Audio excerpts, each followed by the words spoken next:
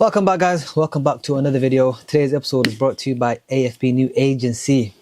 And as you can tell by the title, Somalis return to their homeland to set up shop, to set up businesses. I'm really excited to hear this one. Yeah, let's give it a listen. The Kulan boutique sells a mixture of traditional Somali dresses and Western fashion. Opened 6 months ago, business is good. The owner, Ayan, left Somalia in 1997 and worked as a designer in the UK. Did you hear that? Opened 6 months ago. Work is good.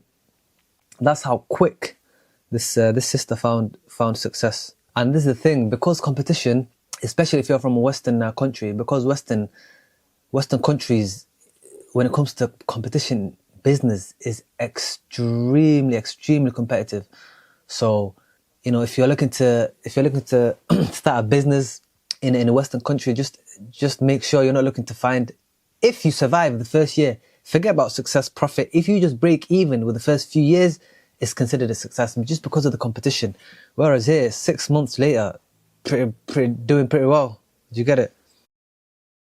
But like many others, she returned to her homeland to set up the business. I think the fact that I am originally from here helps, and obviously I do know a lot about my culture, as well as knowing a lot about the country that I was living in, the Western world. So I'm trying to put the two ideas together and see what comes out, and, you know, not offend fashion itself and not offend my religion and my culture. Across the road is Ayan's new cafe, which She made a good point. Because she already knows, because she's a Somali, probably born there, we don't even have to be there as long as you're Somali. Because she knows how the country is set up, how it's run. She probably has family members back home. You know, she speaks the language, can easily integrate after years of being away. That is very important. This is what I tell Somalis that are, you know, especially in the West, where they got, they got opportunities where they can earn, dollars or pounds. That currency is gonna weigh heavy when they return back to Somalia to start a business. Especially if they understand the language, it's going to be a smooth transition. You know, the education, the knowledge, the experiences that they have in Western countries, whether it's starting a business, working or whatever, those skills can easily be transferred back home when you start a business. And like this sister here built a successful company within 6 months. Let's see the next one. I think it's a cafe. Before I pause, that's what I heard. opened this week. It serves cakes, ice cream and Ethiopian coffee during the day, and burgers and pizza at night. A place where Somalis who have returned home can find European food. Salma returned to Hargeisa, the capital of Somaliland, in August to work as a television consultant. She is very smart. She found her niche because she understands that there are a lot of Somalis returning from Western countries, returning home. And, you know, those Somalis, she found the gap in the market that those Somalis, you know, they want a bit of their, you know, Western amenities, whether it's food. And then she realized, okay, Somali, let me do a bit of market research. What do typical Somali restaurants, what do they sell? Baris, basta, mishari, ano, coffee. Okay, there's no McDonald's, there's no Subway, there's no, you know, fast food places.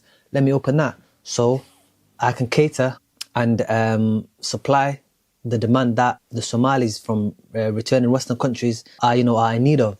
That's very smart business strategy. All it takes is for you to go there, look around, a bit of market research. I'm telling you, there's going to be ideas coming in left, right, center, because there's so many opportunities. You're going to find so many gaps in the market, and you have a bit of savings that you can invest. I'm telling you, you can find a lot of success there. In London, she worked at a mentor at a school. Like many returning Somalis, she's found work easily in a country with high unemployment. And she says there have been clashes between people with Western mindsets and those that have lived here all their lives.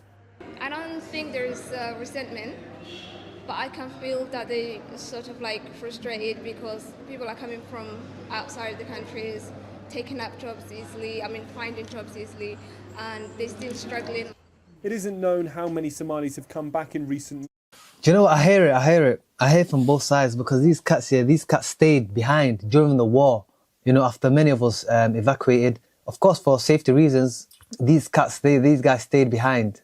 You know, they had to rebuild again. Not only did they have to rebuild themselves and their families, they had to rebuild the entire nation from where it was. So I think they've got every right to, you know, human nature at the end of the day. But guys, what do you think of, she didn't say resent, but she said they feel a certain type of way. What do you guys think in the comments? Let me know. Let me know, because I do kind of understand where they're coming from. But at the same time, you know, it's not this lady's fault. It's not the sister's fault. You know what I'm saying? It just is what it is. It's just how, you know, sometimes sometimes things are just the way they are. So what do you guys think? Let me know in the comments. To set up business or to work. The International Organization for Migration has been encouraging Somalis with skills to return and to pass on their knowledge. Ahmed is part of a group of doctors and nurses who fled the war and settled in Finland. They have come back for up to a year to help at the hospital and train young medical students. Life here in reality on the ground, and what the perception that we have there through the media is totally different, and especially Somaliland. Somaliland is a very stable and a peaceful area. Somaliland remains hugely underdeveloped, but with more people returning to work and setting up businesses, that could be about to change.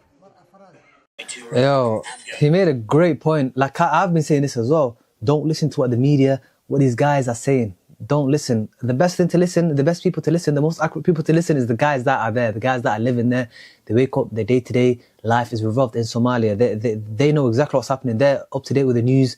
You know what I'm saying? With the news outlets, it's easy to create some sort of narrative. But anyways, and let's not forget, this video is 12 years ago. 12 years ago. You know, November 2012. More than 12 years ago, 13 years ago, not 12 and a bit years ago. Now it's even gone a lot more, it's been a lot more developed. There's a lot more people that are returning. There's a lot more, you know what I'm saying, money in there for business-minded people. The economy has grown. So guys, if it was this good, yeah, back in 2012, 2025, it's going to be even better. Yeah, let me know what you guys think. I'm sure there's one of these, yeah, one of you guys that are plotting, that are, you know, ready to go back immediately and, you know what I'm saying, set up base there. What business would you, what business do you thinking of starting? Let me know, give me ideas. I've got a few in mind, but I think, of course, you're going to have to do a bit of research and see what the demand is, because there's no point of opening businesses if you don't know, like, you know, if you don't have your research. But anyways, guys, I appreciate you guys for watching again, and yeah, till next time, I'll catch you guys later. Alligator.